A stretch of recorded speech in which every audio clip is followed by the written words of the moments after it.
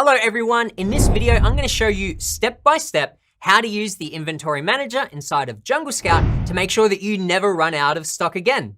This tool allows you to automate your Amazon inventory planning by accurately predicting how much stock you should order and the best dates to order it to help you boost sales and avoid fees. So let's get started. To access, come over to inventory on the left. First, I'll give you an overview of what you see here, then I'll talk you through how to set this up. So the big thing that you want to keep an eye on is your inventory status. These are the different statuses to expect. Number one, in stock. This is if the days remaining is greater than the lead time plus 7 days. Order soon. This is if the days remaining is greater than the lead time, but not more than 7 days. This gives you a 7-day buffer so that you have up to a week to plan your order before you have exceeded the lead time, and the status will change to order now. But don't worry, right next to it is the date to reorder, so this will tell you when you need to place this reorder. This is to make sure that you don't run out of stock. So all you need to do is keep an eye on this date to reorder, and then the inventory status will give you a reminder if that's coming up within 7 days.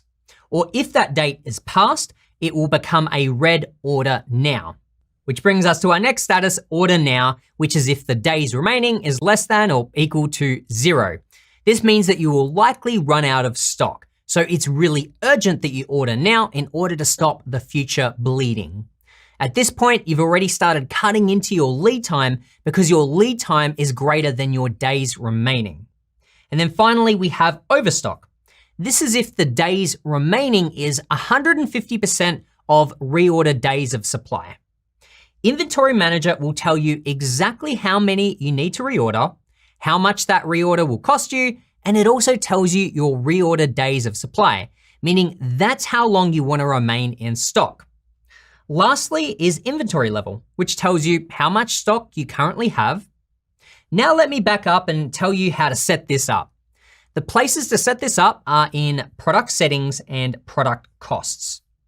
Now, this does mean that you will need to have your Amazon account synced with Jungle Scout in order for us to pull information about your product.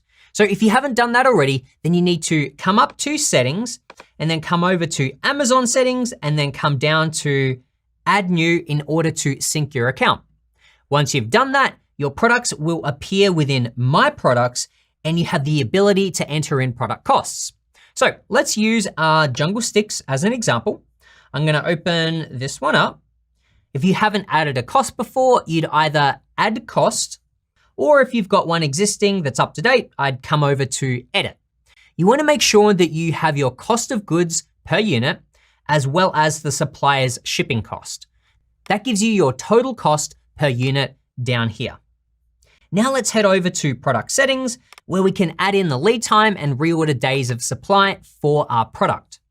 Product lead time refers to the time that it takes from the moment you place an order with your supplier until Amazon has received your product and it's available for sale on the website. So you need to consider everything that happens between these 2 points.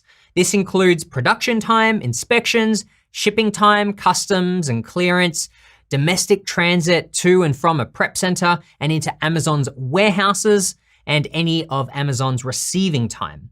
This receiving time could also include Amazon transferring your stock between different fulfillment centers, which can be fairly common.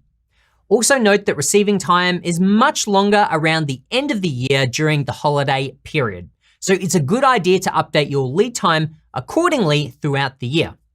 Once you've calculated this, we then recommend adding in a few extra days just as a buffer. So for example, let's say that it takes 60 days lead time for our Jungle Sticks from the time that we order until it reaches Amazon's warehouse and is available for sale on the website.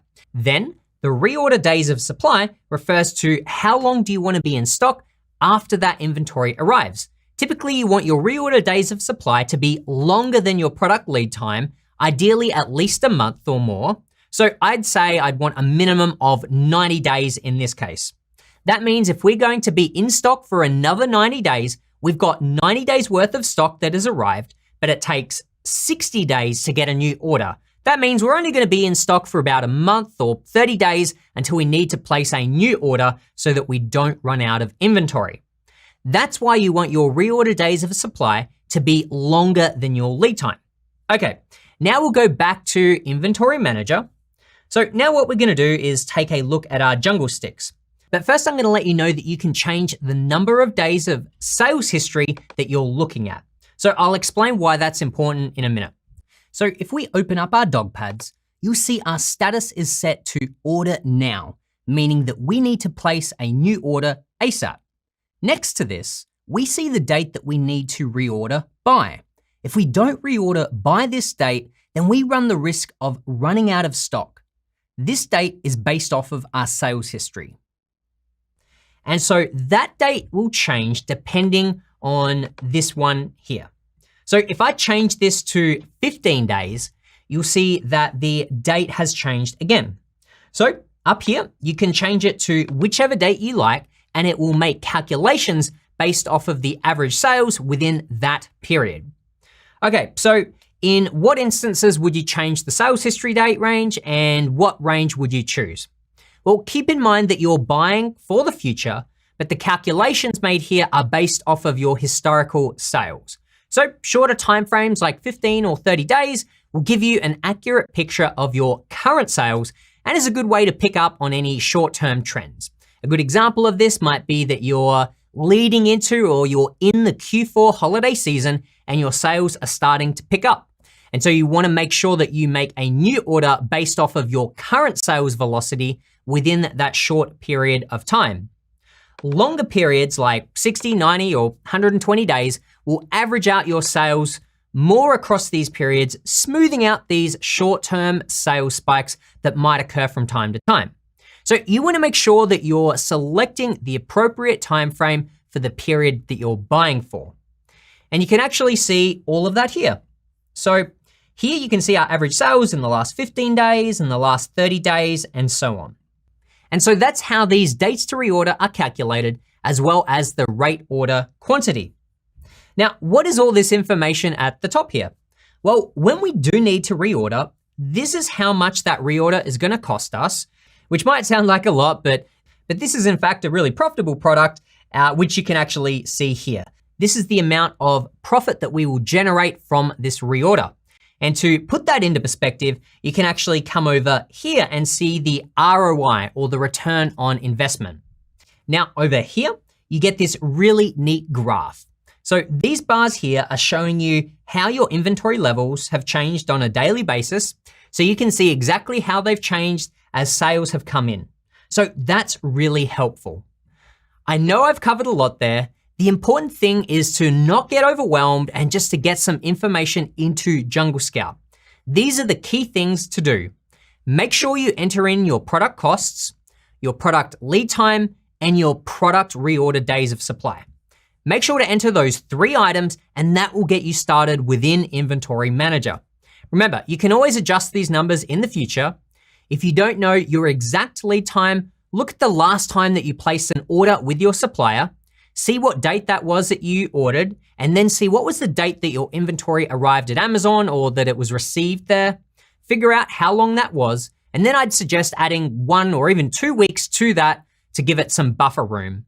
And then for your reorder days of supply, I would recommend adding at least another 30 days on top of the lead time number. As I mentioned, you can come back in and change any of these numbers at any time, but just make sure to go through the process initially and add these in to begin with. And that's how you use the Inventory Manager. I hope this tutorial has helped you get started using it so that you can better calculate your Amazon inventory needs. Now go ahead and try this out for yourself by clicking the link down in the description to sign up for Jungle Scout.